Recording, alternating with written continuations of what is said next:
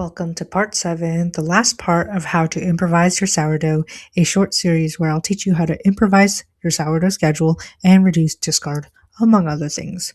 So if you're feeding your starter every day without baking just as often, I see why you would need a discard starter. If you didn't discard, the amount of flour required to feed the growing number of microbes would be hard to manage.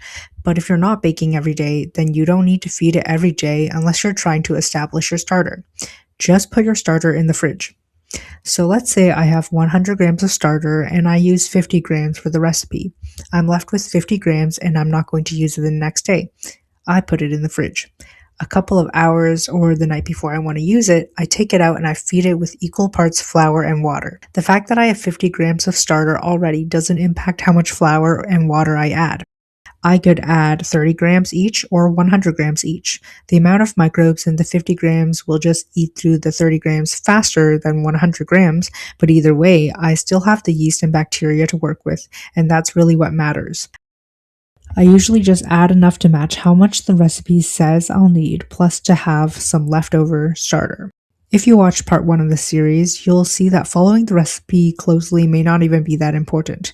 The amount of starter impacts your fermentation speed.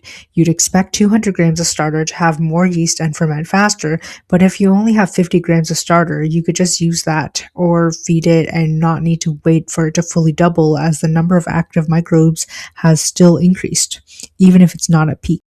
If the recipe called for 200 grams of starter, then I might add 100 grams each or less of flour and water to my original 50 grams. And that's it. That is the end of my sourdough series. I hope you found that informative.